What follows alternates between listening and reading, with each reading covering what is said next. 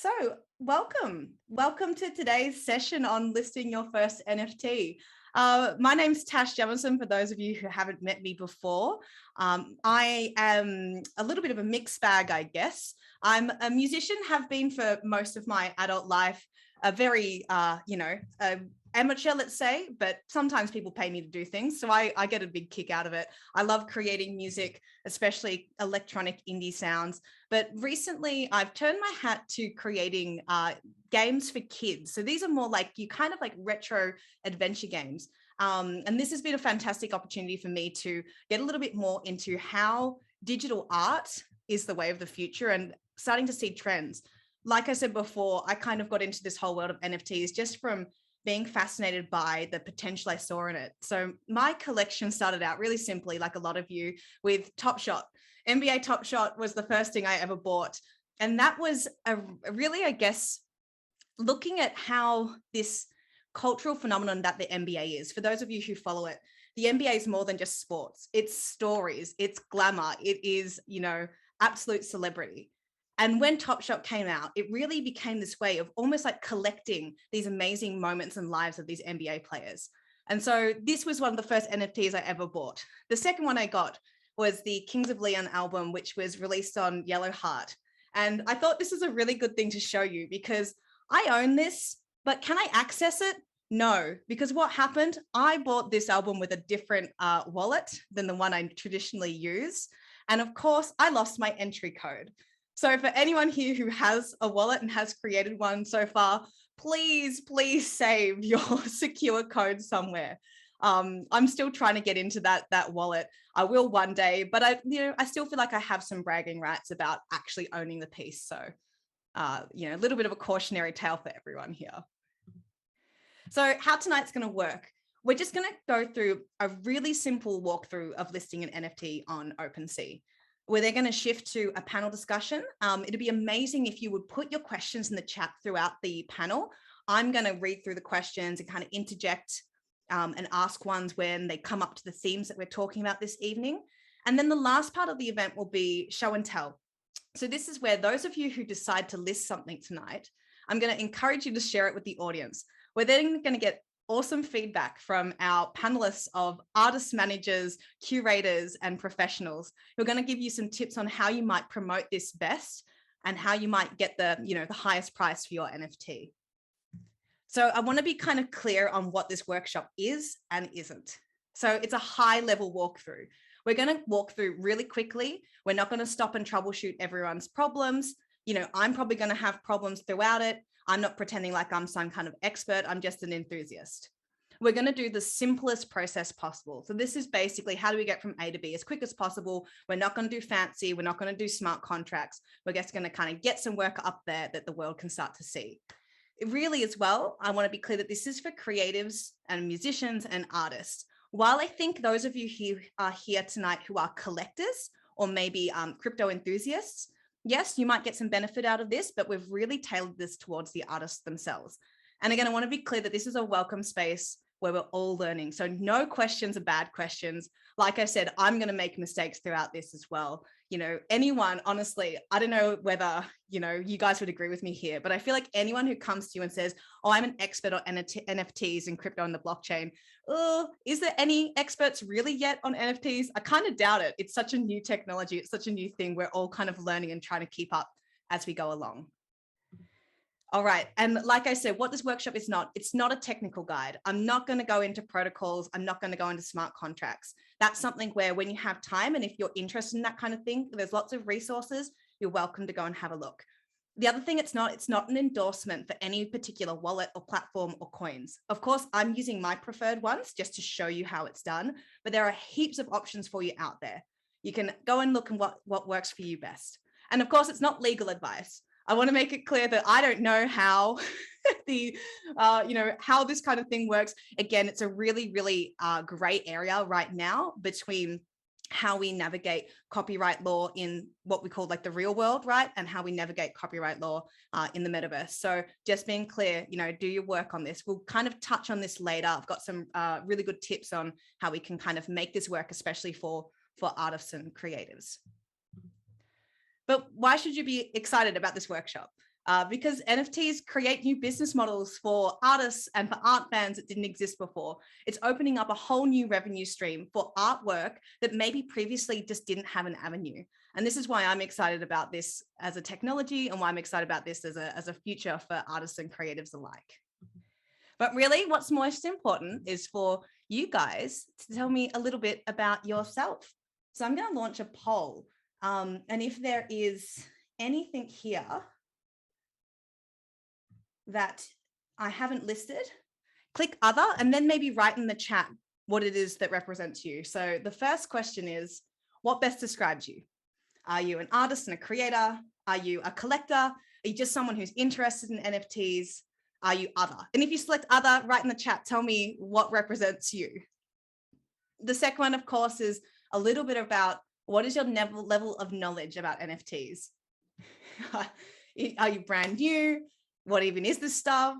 You know, have you read some articles, but you've never collected one or never minted something before? Maybe you've just started collecting. Maybe you're like me, you have one or two assets. You've minted a couple of assets yourself, maybe once or twice. And then finally, of course, your Twitter profile is of your latest asset. I don't know if you guys have seen that on Twitter yet, but I love it when people have their crypto art up as their profile picture. It's a bit of bragging rights. All right, keep popping it in. We've got a few more people who haven't participated yet. It'd be great to get an overview.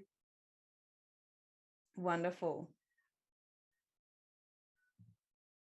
So it kind of looks like, all right, 2 more people. This is not a passive experience. I want everyone to be involved. All right, we'll end the poll there. I'm going to share the results.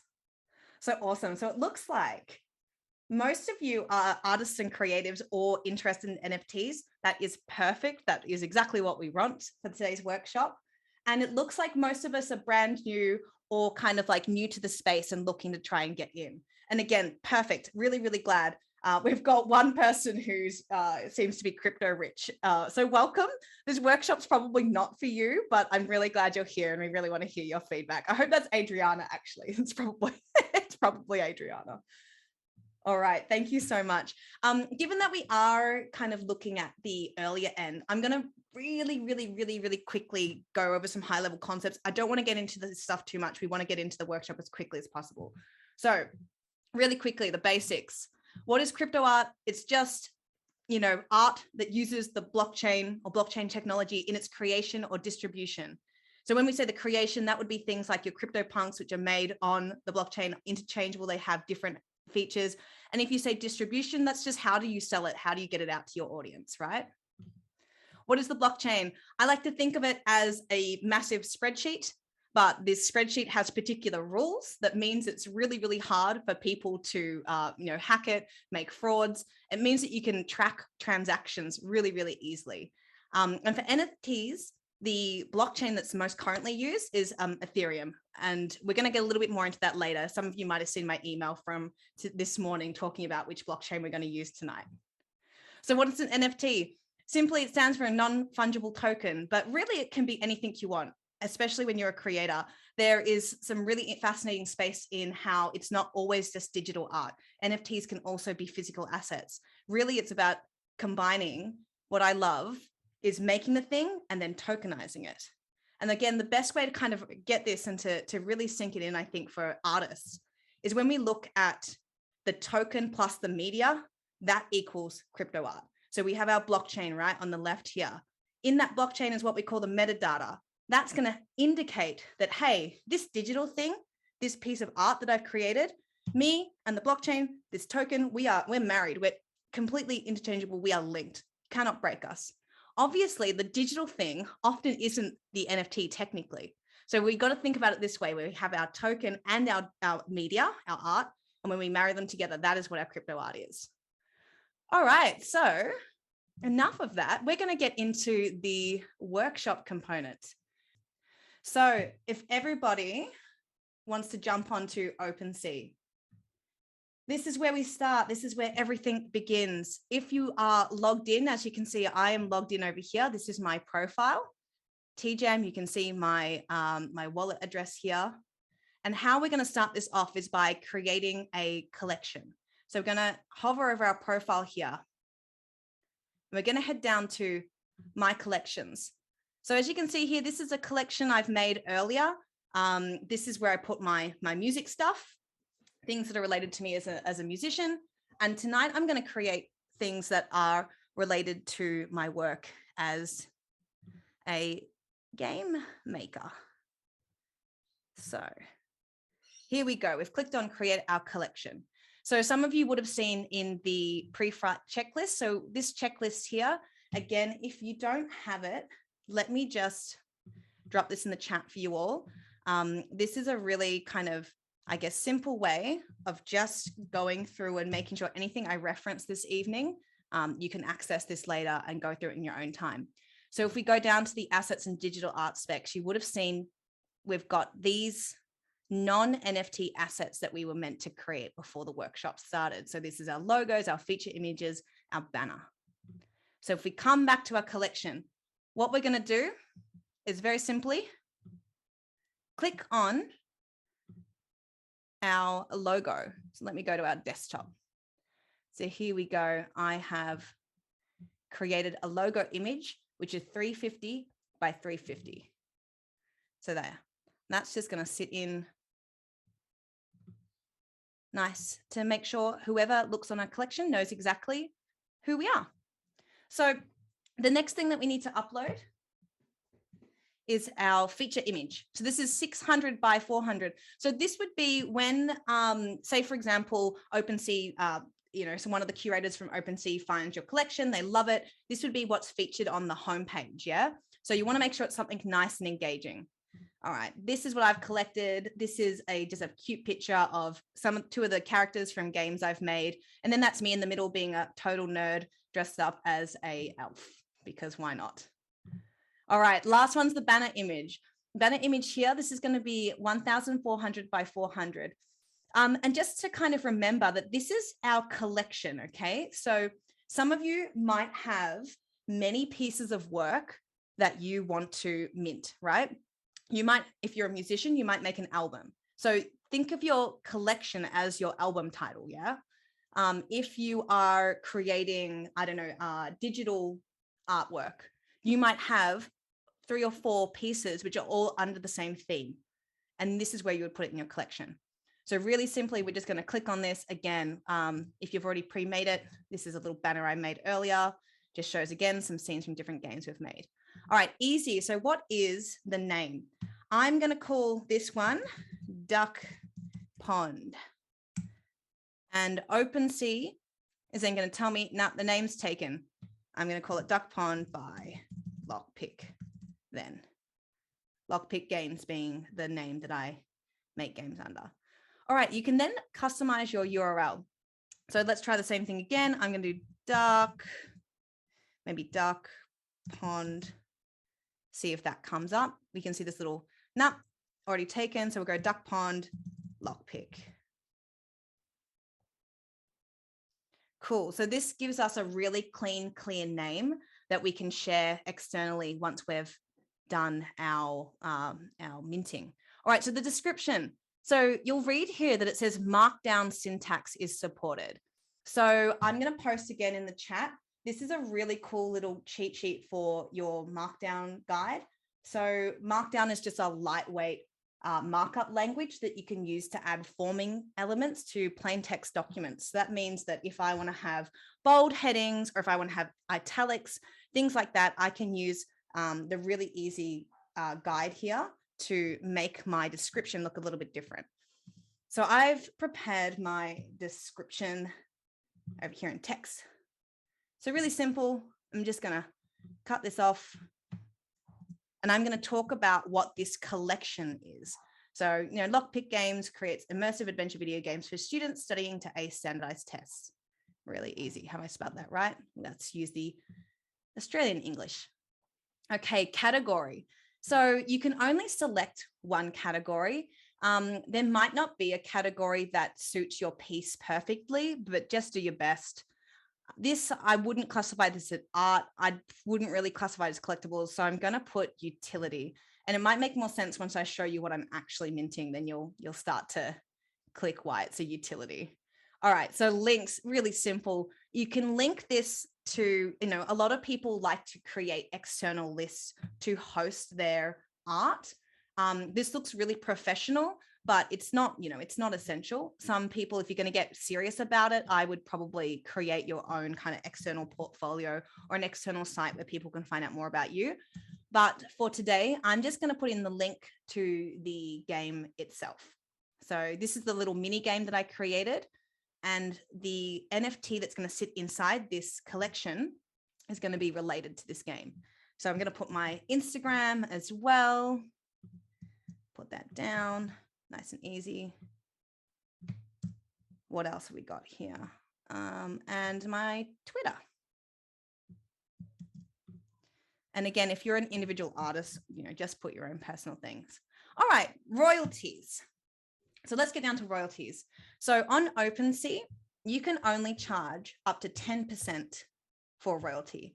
And so basically what a royalty means is that after someone buys your item, if they want to resell it to someone else, you will also get a little bit of a cut of that resale. So this is super, super cool for artists, especially if, say, you start out as, a not so known artist, an indie artist, and then suddenly, you blow up. Your work's suddenly worth, 2 ETH, and then you're going to get a small percentage of that. I'm going to set mine at 5%, I think. What do you guys reckon? Put it in the chat. What percentage do you think I should do? I can do up to 10%. Anyone from the audience? 5%. Yep. 10. Andrew says 10. Everyone says 10. Make it rain. All right, let's do 10. Heck, Duke. Okay, so here we go, our payout wallet address. So this is basically just, where do you want the money to go? Where do you want the coin to go once you've sold your piece? So I'm going to put it in my trusty MetaMask wallet. I'm going to select my Ethereum mainnet wallet. So for those of you who are new to the MetaMask, you've got your networks over here. So this is basically the different networks that you would have coin on. I only have Ethereum and Matic over here, which is the Polygon network, which we were talking about in the email earlier today. So I'm going to make sure that's on my Ethereum mainnet, because I'm going to want Ethereum to come back in. And I just pop that wallet address in. So it means that when this sells, it's going to come back to me. So like I said in my email, I've decided to go with Polygon today. It's a bit embarrassing. Legit, I kind of jumped on this weekend and tried to list something, and I didn't have enough ETH. As you can see, I'm not exactly doing it flush right now with my 6.1 AUD worth of ETH. But then it was really fortunate because I came across Polygon and was like, cool, this is a really good way. Polygon is basically a layer 2 scaling solution for public blockchains like Ethereum. So it's also a decentralized platform, but it's a bit faster than Ethereum, and it's really low cost transaction. So it's super good for artists. So here we've got an option as well to add different payment tokens. So this means that if someone comes along and they only have, say they've got DAI in their wallet, they don't have ETH, or they don't want to spend it, they can spend that. So I just say, personally, I'm going to pop them all in, because whatever, if you're going to pay me money, I'm cool with it. Pay me money. That's fine. All right. Contained, covered, padded. This is just how it will look visually in your collection. I'm just going to leave it at contained because I'm only putting one item in this collection. And then we go create. Super simple. So give it a little bit of time. Sometimes it can be.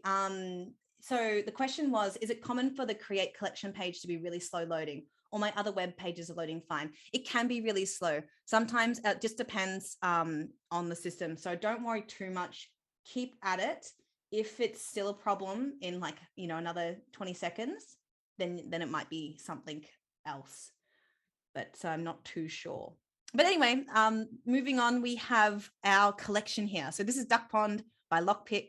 As you can see, there are no items, there are no owners, there's no trade history, nothing, because we haven't created anything. And now we're going to get into the fun part. We're going to add an item. Cool. So this is where we start to actually make our piece of work, our art. So let's really simple. Like I said, in the kind of the checklist, you can upload almost anything. However, I just wanted to show you earlier today, I created, can you all see my screen sharing? I'm just going to quickly pop in a new link in there because I wanted to show you something that I did because you can only have a max file size of 100 megabytes. So when I put this little duva up today, this is a video. It was way over that 100 megabytes. So what I did was created unlockable content, which then links to a Google Drive where the purchaser can download the actual file. So that's a really good workaround if your file sizes are too big to go up here. But what I'm doing is I'm going to put in a GIF. So this is a GIF of the duck character from the game I made, and we're going to call him Duck from Duck Pond. Okay, so the external link I'm going to use again is going to be just the link to the game itself.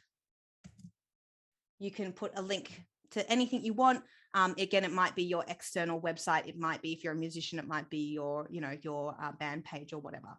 Okay, description. Here we go. So as you can see here, I've got those little doovies in here, which is going to alter the way my text appears. And the description I've put in is that this NFT contains the code to open the duck house door in the game Duck Pond by Lockpick Games, with original music by John Harold-John Pardor, who you'll hear from later. The purchaser of this NFT will receive the door code as unlockable content after the purchase of this NFT. The duck expression gift has been minted as the NFT itself. And here is something, again, I thought it was interesting listening to Adriana, who's here tonight. She ran an event, and Hannah Glass from Kingwood Mellison mentioned that, like, the kind of reality of where we are right now is that copyright law is still kind of using the real world law that we have around copyright. Look, this isn't a legally binding line, but it does help give clarity on what the person is buying.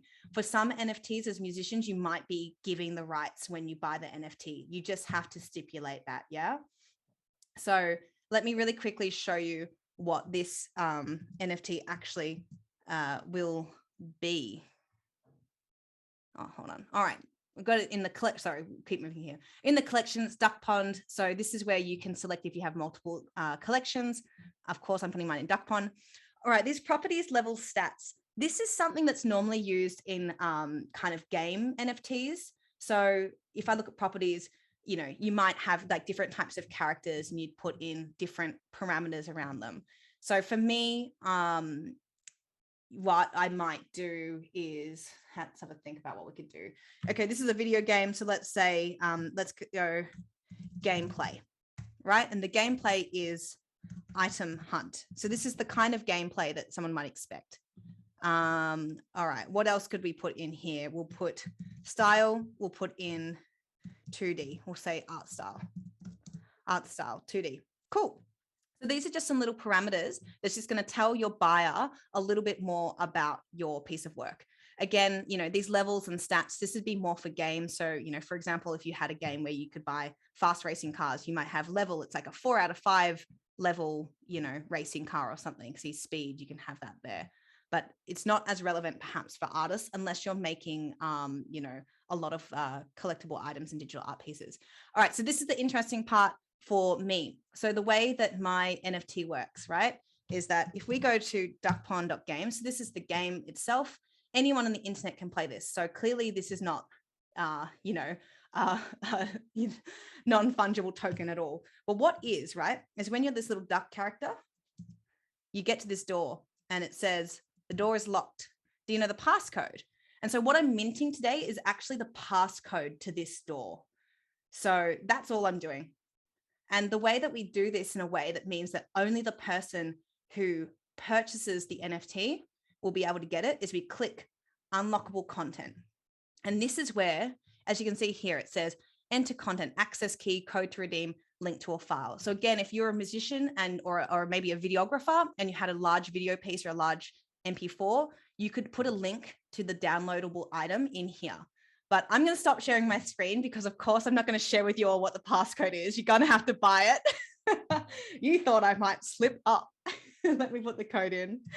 I'm going to tell you, in all honesty, the only person who has this code is me and Harold. So, because Harold made all the music for the game, so I thought he deserved to see what was behind the secret door. All right, let's go back to our sharing. Cool. So again, really easy. You know, you got to flag if you got explicit content. Supply. All right, I'm going to make it 5. We're going to, only 5 people ever are going to be able to get this. That's what I'm going with. We're going to do it on Polygon. So we mentioned that before. Yeah. Okay. Then we're going to click create. So again, for those of you who are playing along at home, yay, look, woo, there we go. There it is. So for those of you playing along at home, if you are not comfortable tonight with getting, you know, with spending coin, spending ETH or spending your Polygon coin, and you don't want to actually mint your item to the blockchain just yet, just stop here because you can delete this. You can go back and review this. It's all cool. This is not yet on the blockchain. So just to be clear, if anyone's feeling uncomfortable, I don't want you to rush this stuff. It's really confusing. And like I showed you with my Kings of Leon example, if you mess it up, it can have like really annoying consequences. So if you're not comfortable, just stop here. But again, you can kind of see all the details of what we're doing. But we're going to keep pushing on. We're going to go to sell. So I'm going to sell all 5. So see here, it says 5 available. You might only want to sell 3 out of your 5 items or 3 out of your 10 items and hold on to a bunch. So price per unit.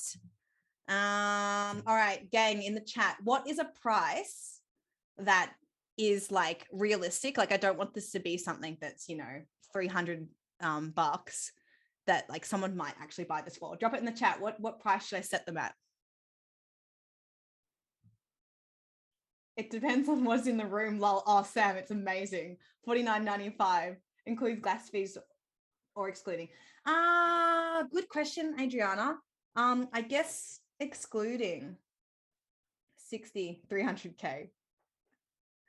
How about we set it? Yeah, 50. Nice. I like that. I think that's a good medium. We had 49.95, 60, 50. That's a good, but that's obviously in ETH. So let's put, what would that be? Can anyone do the math for me? Nope. 0. What would it be? 0.25. Getting closer. No, of course not, Adriana. That's why I need someone to do the math for me. 0. Let's make it 0.1, 0.1, 0.15. All right, let's do it at 0.15. That's about, let's do 0.14. There we go. So see down here, if you're watching along, you can see it moving down here. That's 50 US dollars. Cool. So just to make sure that we're all clear, this should be USD, Marley. Yeah, USD. So here we go. This is what's important to look at, just to make sure we're aware here that the service fee for, so what OpenSea take, the percentage they take is 2.5. The creator royalty that I'll get in return if this ever sells on is going to be at 10%. So let's go complete listing. So all we're going to have to do, for those of you who haven't listed yet, you'll have to make a purchase. And if you have already listed and you've already used that coin here, you just click sign. And all this is going to do is prompt me here in my signature request. That was my MetaMask notification because I'm already logged in, and sign. There we go. It's done. Let's copy this link. Let's open it in an incognito tab so we can see what it looks like to the public. And done. There it is. 5 of them sitting at 0.013. Unlockable content, all of the details, all the properties. Amazing. So that's it. That's how it's done. Hey, Harold. Hello. Hello. How's it going? Good. Hello, everyone. Thank you very much for joining us. How are you? There we go. Add a pin. And I'm going to remove myself. No worries. I'll actually, no, I'm not. I'm going to quickly introduce you all. That's a bit rude of me. I can't just leave you there. That was incredibly rude. So, Harold, thank you so much for being our fantastic host today. So, for those of you who have just met Harold-John Pardor, he is actually a artist manager. He's a producer of promotions of events and has worked with huge brands like BMW, YouTube, and produced music festivals, edited ads for campaigns like The Bachelor.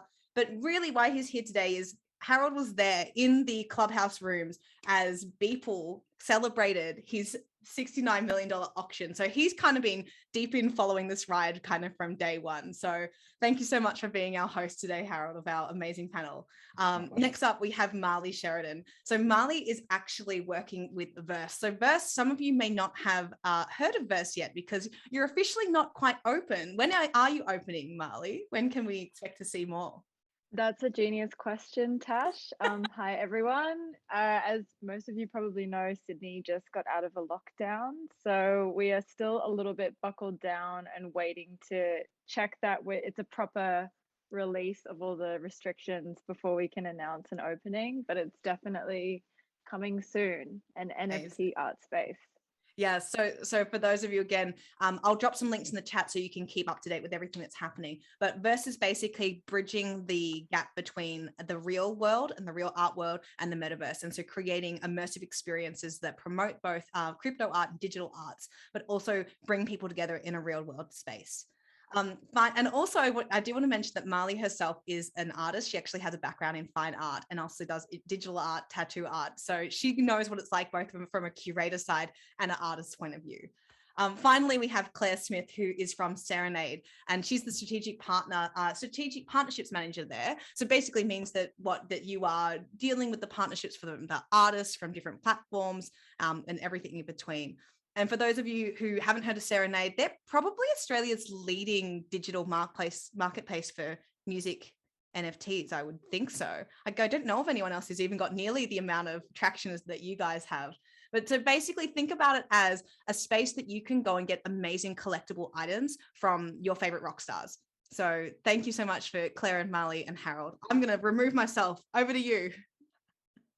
Thank you so much, Tash. So yeah, we do have an amazing duo here who after following the space for pretty much this entire year and watching it blow up, I can easily say that these are two of the most exciting organizations coming out of Australia.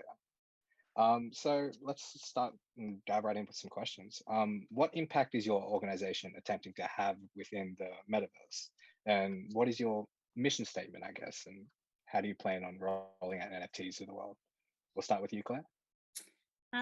Well, as previously mentioned, we're a music NFT platform, but we do things a little differently. So we're focused on music and NFTs, and we're eco-friendly. So it's funny, you were speaking about Polygon or Matic before. We work on a layer 2 blockchain, which means that the environmental impact of our NFTs is 1/10 of a tweet. We also we're a platform that's really about fans and being accessible and affordable. You can actually purchase NFTs on your credit or debit card. We create a wallet in the background, but you don't have to be really skilled in that area. And we sort of did a lot of research around the fact that real fans didn't really understand this world yet. And what we're trying to do is bridge the gap, because we know real fans want great stuff from their favorite artists, and digital collectibles are something that is happening. So it was, how can we make these accessible and affordable for real fans?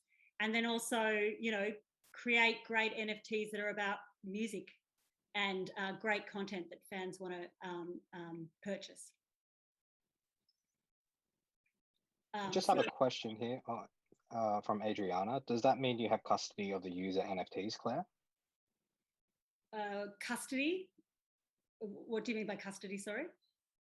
I assume she means ownership, I believe. No, so we're a platform. Artists basically put their NFTs on the platform. We charge a service fee for that.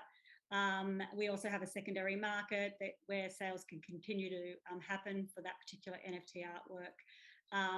But no, we don't have custody over the actual creative. Brilliant. Thank you so much, Claire. And how about yourself, Marley? What impact is your organization attempting to have on the metaverse? I guess in my curatorial practice, because I come from both an art background and a curation background, I'm super interested in this word that you hear a lot in crypto and NFTs, which is decentralizing. So that is like, I guess in the context of art, taking art outside of a traditional gallery space, putting conversations between different artists and between different practices in a way that wouldn't traditionally be viewed, or letting artists and community access a point in the have an intersection or like an access point that would never be possible before. VERSE specifically is going to bridge the metaverse, like all online gallery spaces, and the actual blockchain with that of a physical art space. So we're going to have a pin drop location starting in Sydney and then going to be scaled across to different cities after, so that people can actually have that embodied experience of art again. NFTs being just another way that we can record and sell art using the blockchain. So trying to marry traditional art practice or new media art practice with NFTs. That could be an illustration, that could be a performance, that could be like music or sound. Yeah. The roadmap for us right now, we definitely want to open. We were set to open in July. A little bit of anticipation there, but we want to make sure it's safe for everybody to be in the space. Once we have a location set up, there's going to be themed exhibitions, first curated by myself and then with other guest curators, featuring Australian artists and international artists. The beauty of this space being that we can ask somebody to exhibit with us just by curating their NFT from wherever it exists in Web3 and bringing it into a physical space and present it on a digital screen. I would love, part of my vision is to have small NFT workshops. I've invited Tash to actually come in and host a make your own NFT workshop again, and then have like the discourse and the discussion that needs to be had around the art world and like the crypto spheres like coming together, because there's not a legitimate answer to what it's going to be like properly. I mean, Claire with Serenade, like you've got a beautiful business model, and music with NFTs, it's already a digital file, but in the art world, there's so much of that discussion about what it means to physically still experience an artwork, like what is in that aura. And I think that VERSE is going to be a bit of an answer to that. And just a bit of a celebration as well. Have some live music, get bodies in a space, have a bit of an after party. You're all invited. I'll keep you all posted. It's very exciting. And I think touching on both those points, the space is so new, and organizations such as VERSE and Serenade are the people who are making it all happen and truly defining what it means to operate in the space. And if you're a part of this panel, that means you're a part of it too. So congratulations. And thank you very much to Marley and Claire. And I guess moving forward, is there any projects that you really want to highlight? Claire, do you have anything? I know you're doing a lot of exciting things. Is there anything at Serenade that's really jumping out with you now that's really nailing the vision you're trying to bring to the NFT community? Yeah, I mean, I think I've got quite a few examples. I can probably show a few. I wanted to show you a few of the case studies that we've done. I thought that might be helpful. There's so many different things that we've done with artists, and they range from, you know, simple artworks to music orientated products to products bundled with in real life experiences to bridge that gap between what fans understand and what an NFT can offer. We've also started to do bundles where you can purchase digital downloads with an NFT, and you know, currently are moving towards ways to work with the charts around NFTs as well. So essentially, some of the great products that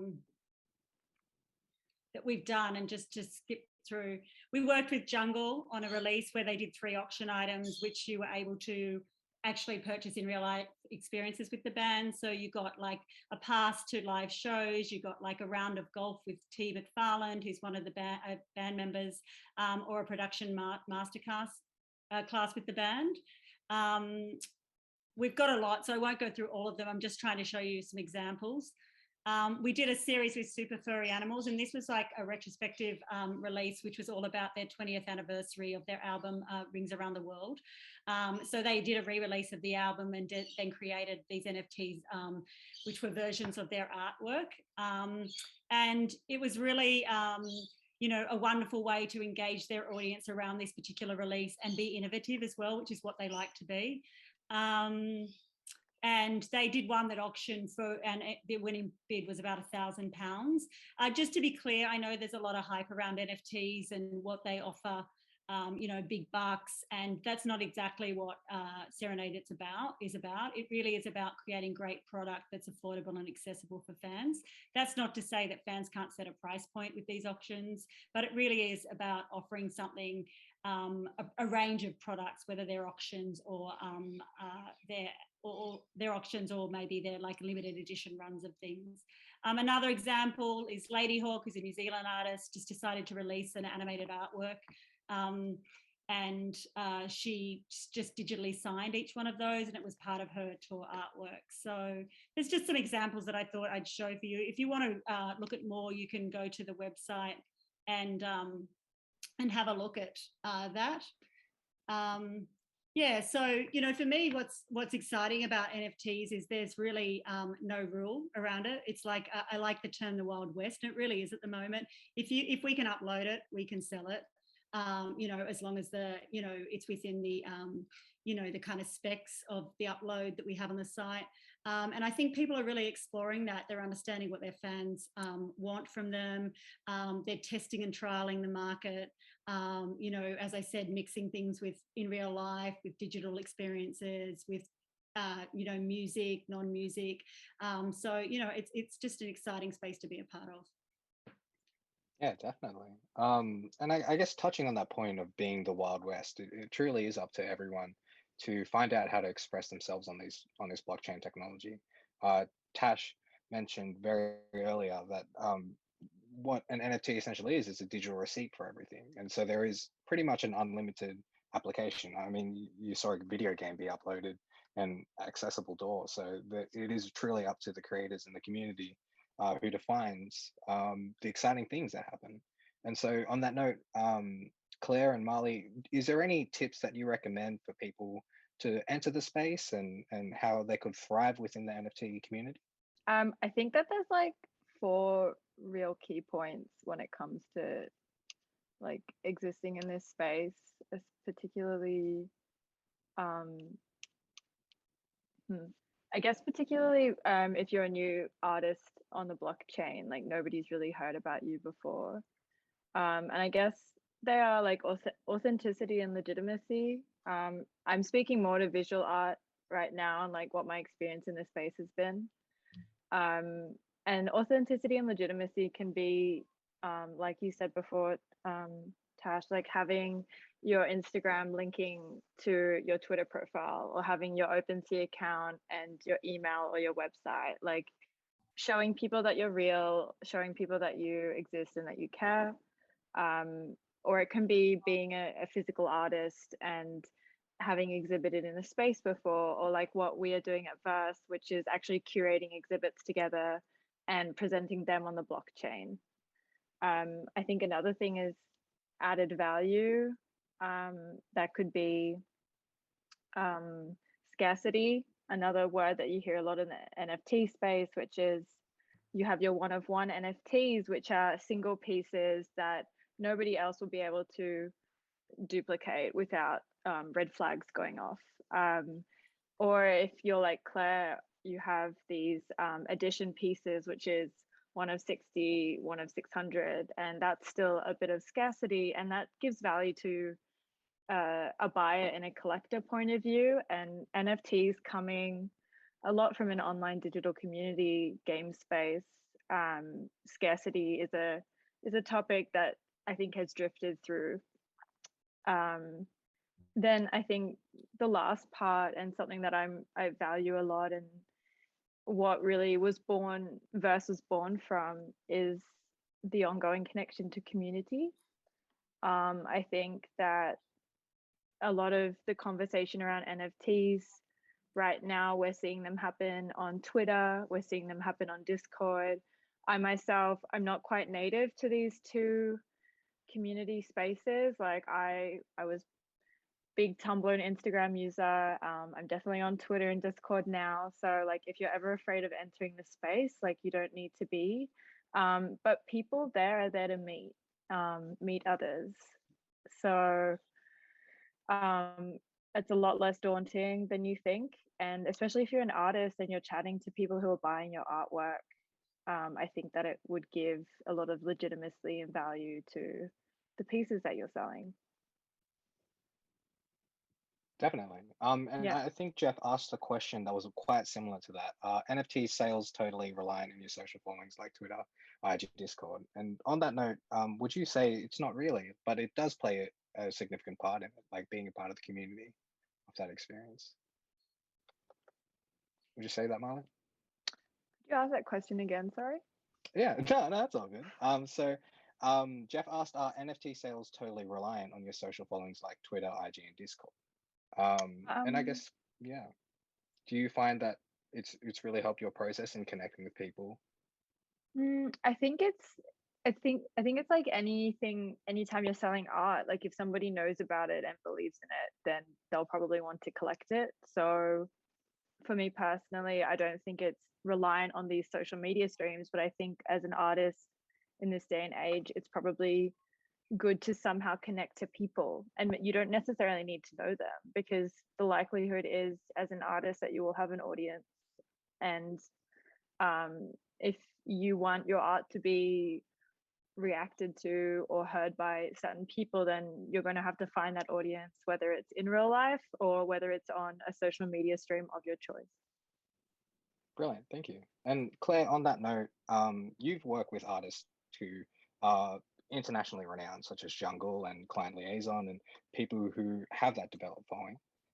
How do you see that question in regards to sort of using pre-established audiences and using, I guess, platforms such as Twitter, IG, and Discord? Or do you find that people do tend to gravitate towards Serenade and browse and click and find what's exciting to them without knowing the artist established?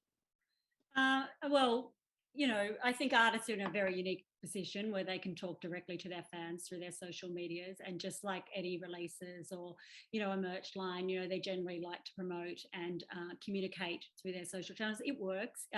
If you have something exciting and interesting to talk about, and your fans are on your social platforms waiting to hear it, then that's a great way to engage them. And we see direct correlation between posting on social media and sales on our platform.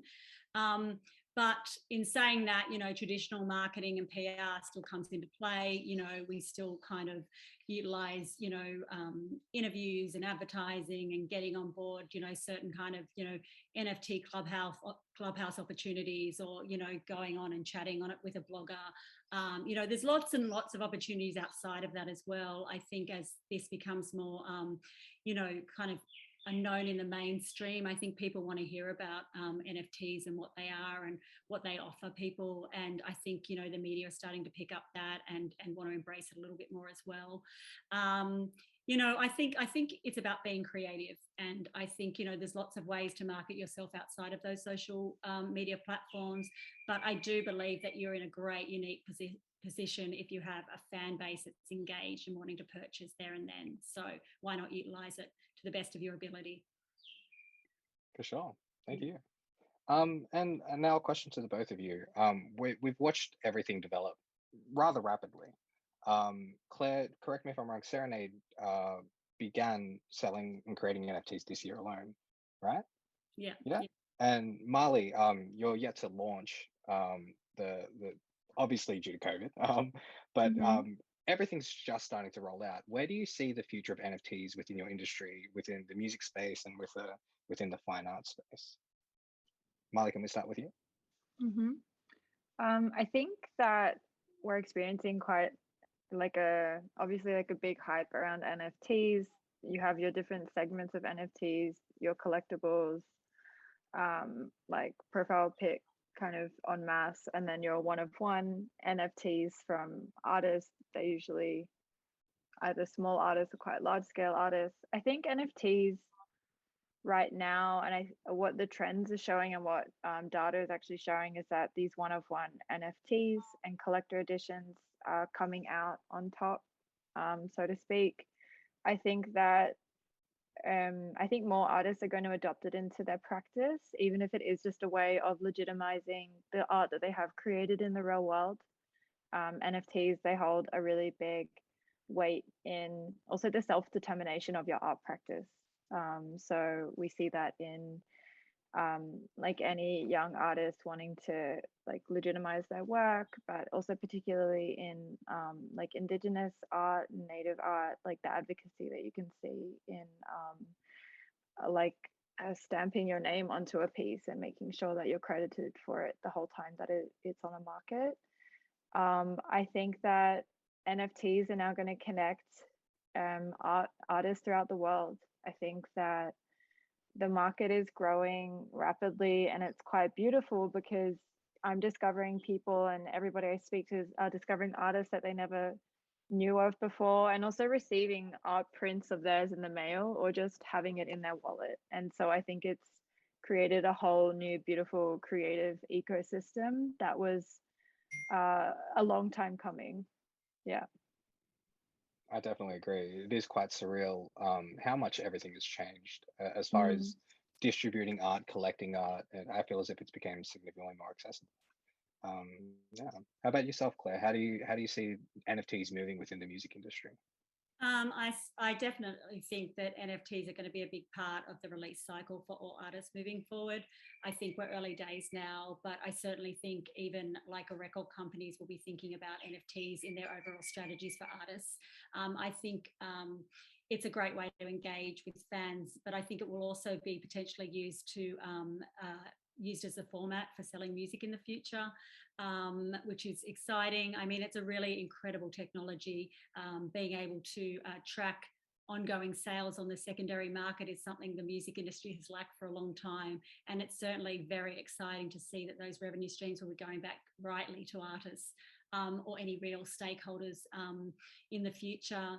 There's so much potential here. I mean, in the short term, it really is about just creating great product and engaging with your fan bases from our perspective. But, who knows where all of these NFTs are going to go in the future as this kind of like whole metaverse kind of grows.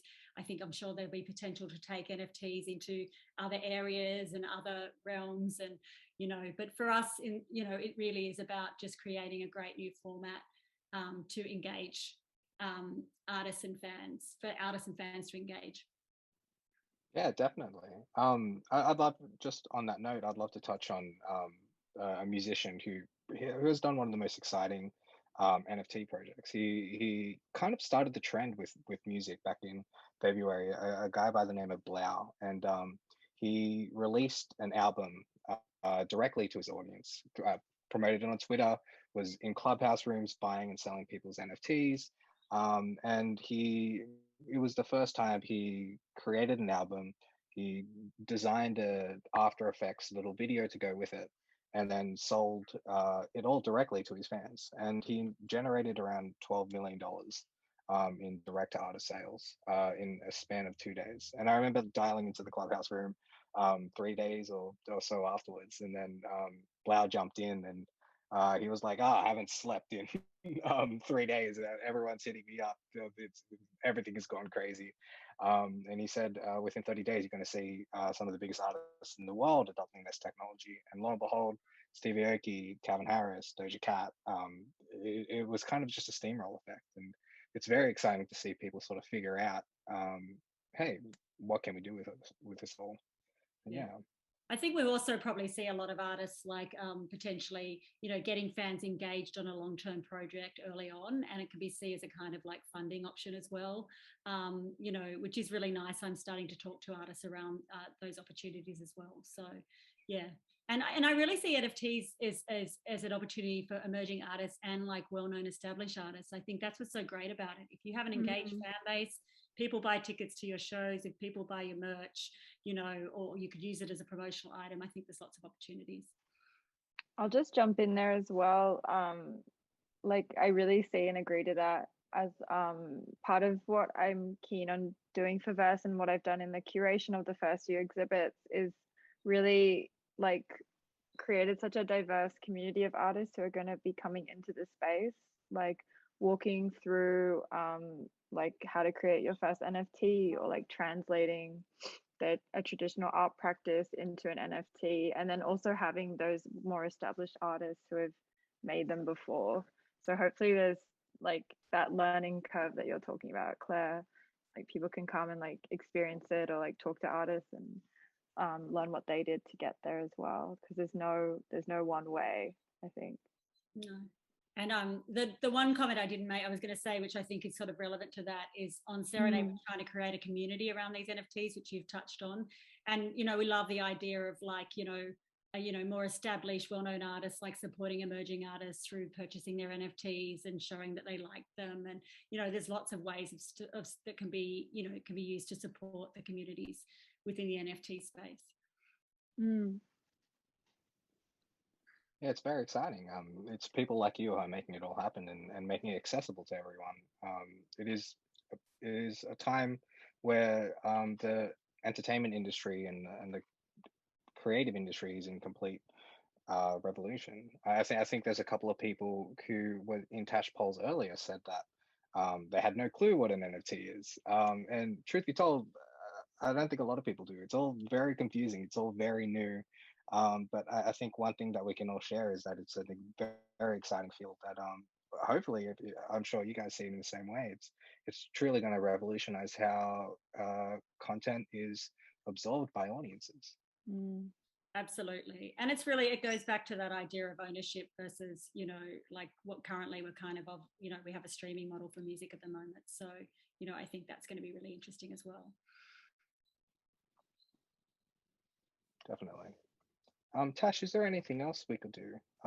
We actually have someone who did make a listing. So fantastic. I'm so excited. So thank you so much. I'm going to share my screen. And so Claire, Marley, and Harold, you two, what we're going to do is showcase one of the audience members from tonight. So it was Greta, who made a listing on OpenSea. And so what would be amazing is our cool panelists can give some feedback on the piece and maybe just talk about if you were managing Greta as an artist, how would you help them to promote this piece? Yeah. So let me just share my screen. Sorry, everyone. My camera's playing up today, so I can't turn it on, but welcome feedback. Okay, this is so cool. Thank you. It's a beautiful piece. All right, panelists, what would you do? It's called Moving to the Country. And if we go down here to the description, a digital artwork based on an original watercolor painting by Australian artist Greta Stevens. So it does not include the original rights. Beautiful about it. A collection of digital artwork delivered from original watercolors. Beautiful. So panelists, take it away. What are your thoughts? Well, firstly, I mean, I would like going back to that social media thing, I'd be posting straight away on your social and letting people know that this product is up and ready to purchase.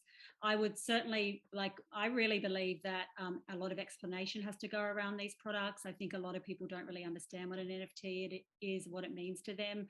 And, kind of pieces to camera around that are really important on social media. Just introducing your audience to the concept and explaining what this means to you and why it would mean something to them. Yeah, I mean, I would definitely, it's hard to know without having context around who you are as an artist and what you have available to you as well. I mean, do you have like artwork that's in market already, and and how have you sold it previously, and are there avenues to kind of tap into from there? Do you have like people who purchase your work previously. You know, it's always good if you have, you know, if you're already talking to those people, they'll be interested in this. You know, so it's good to understand context around that as well. Like, is this your first NFT? Is that correct? Yeah, that's right. So do you put that in, Claire, do you put that in, thank you, do you put that in the description, or is that more in the social media side, in the advertising promotion of it?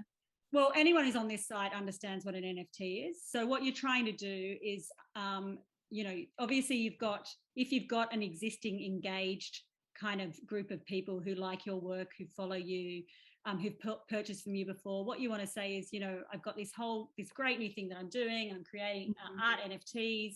You know, I put my first one up. It's this particular work. It's amazing because, you know, and then send them obviously directly to this page for them to have a look and purchase if they're interested. So, you know, I guess I'm just suggesting that, you know, there's a lot of sometimes these spaces are really busy.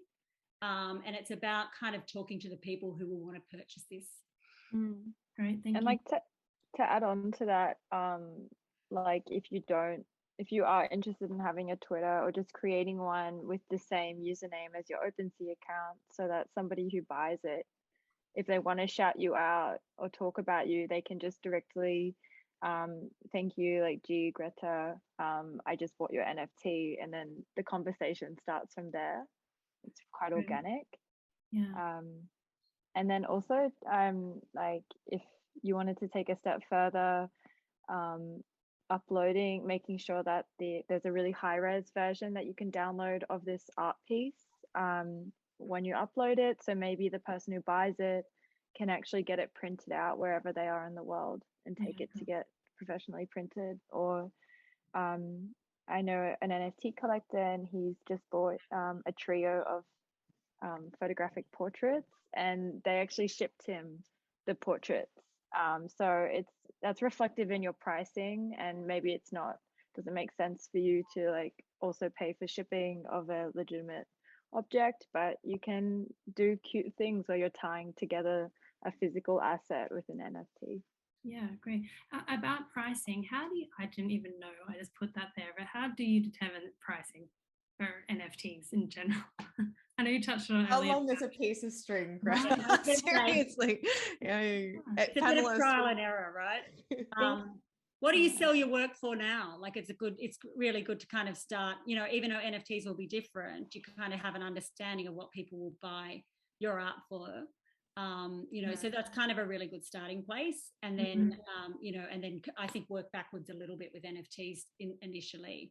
You know, I was going to say also, it'd be good to have a look at, I can't see it on the screen, but the description as well, because I find that putting a lot of effort into the description, what it means to you as an artist, what is special about, what is unique, and particularly, you know, if you were going to like talk about what Marley was saying, where you offered the idea of, you know, being able to physically print them out as well, this is very key selling point that should be in the description. So for me, like we've done a lot of work around descriptions, and I think if people don't understand it, they don't understand the concept, then they won't be engaged. So that's a key part of it as well. Yeah, so I would probably talk a little bit more about the artwork, what it means to you, you know, any of your previous work, if it's part of it, you know, a series. Like I don't have any context here, but like, you know, for me, the description should really like be, you know, a great explanation of why this is a wonderful artwork to purchase. And potentially also, if you wanted for it to appeal to like a more fine art audience, you can tailor that to like that traditional layout of like, this is a photograph, or this is an actual digital media piece, the dimensions, your artist name. If you used a medium and you wanted to mention the certain medium, like you did watercolor, and a bit about yourself as well, tiny little artist bio. Yeah, definitely. Makes it feel really intimate. I'm a big storyteller, so I would probably write like some whimsical line of poetry as well. It's really up to you. I like it. Thanks. No, that's helpful. Thank you. And if you have a website that showcases your work, definitely include that as well. You know, so people can kind of see your body of work and why they think it's worth investing in you. You know, and yeah, I think that's really important. And then, you know, just building profile in this kind of, you know, through social media, building profile, like following artists that you really like, commenting on their work, you know, hopefully they'll start to, you know, people can start to see you and comment on your work, and you almost create a community around this as well. So it's not just about posting the artwork, it's about creating a community around your work and then creating a vibe for you as an NFT artist. Thank you so much again, Greta, for sharing that. It's a beautiful piece, and I can't wait to see where you take that. And real quickly, panelists, I know we're running a little bit over time, but just one more piece of feedback. So this is from Sean, who's trying to help his dad. His dad travels around Australia and takes beautiful photos in the outback. So if he was to try to engage this as crypto art, what might there be some strategies around this type of work, photography, and especially from someone who perhaps isn't on, I'm making some mad assumptions about your dad here, Sean, but is he like into crypto and into this industry, or not so much?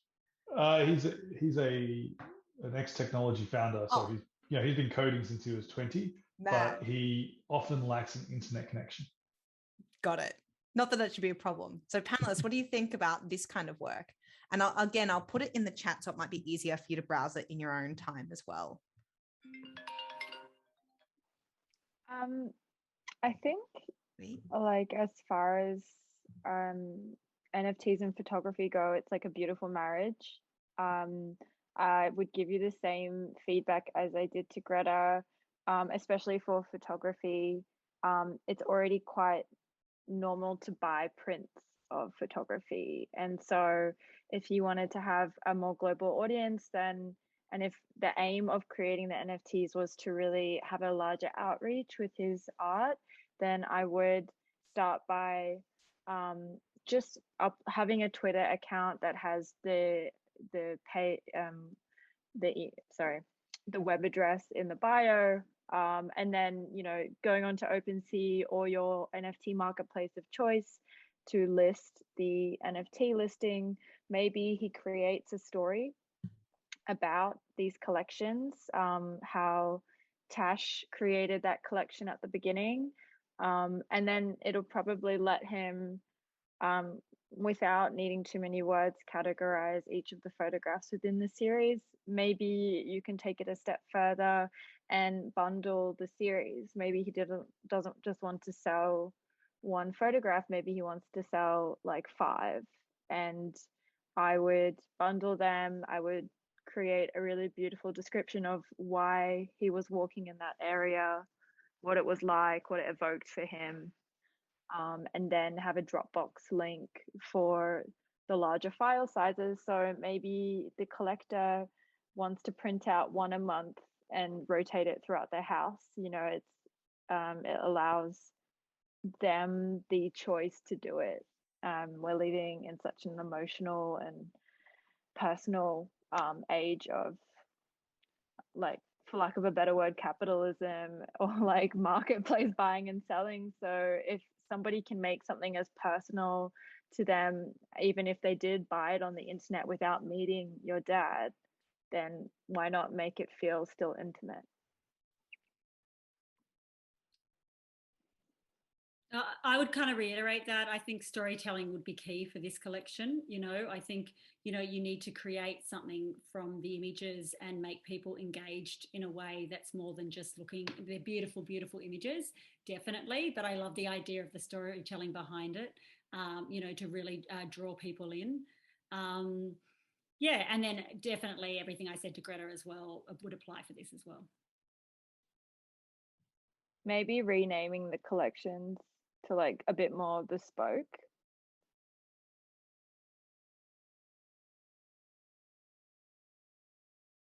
They're so vibrant though, they're very high quality.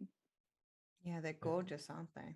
Some of my favorite pieces are these portraits that it gets. There's so much character and expression that come through in some of those. But I think packaging a couple of those up as a collection would be a great idea. Yeah. Yeah, I feel, and I think this is an interesting point that I've encountered. I'm assisting on a photograph, like a NFT project called Toy Friends NFT, but they're working with Australian fashion photographers and creating it's like a project where you're going to be airdropped 4 one-of-one original art pieces by photographers. But what they had to do, I think when you work in any film or photography, is they had to get permission from these people to be bought and sold.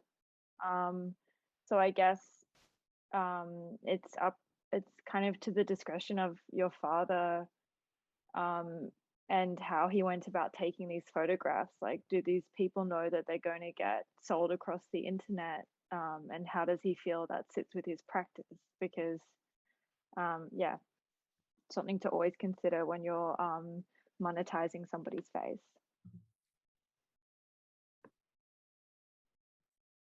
Absolutely. And I think that's something that, again, we still, because this area is so new, right? No one's really experienced the consequences, I guess. And like I said before about copyright, I think it's really important to understand that, like, there isn't a specific copyright law that exists for NFTs that's kind of universal. We are kind of trying to hodgepodge it together between the real world and what exists. It's just like, yeah, which is not really for purpose for this kind of art. So it is a kind of a bit of a like wait and see and take it slow and like do lots of thinking and do lots of asking and ask people who have, done sold artwork and what they've done about it. So I think that's a really cool point. Are there any specific communities? Sorry, I just want to follow on. Sean, keep going. Any specific communities to jump in and like, where people are doing this kind of stuff where I can learn how they're doing it? If you want to follow the Twitter page of this project, it's Toy, T-O-Y, Friends, F-R-E-N-D-S, NFT. Oh, Toy Factory, sorry. T-O-Y Factory NFT on Twitter. I think it could just be a good case study to community outreach and community building. Really approachable posts, a lot of direction to a Discord channel, which is thriving.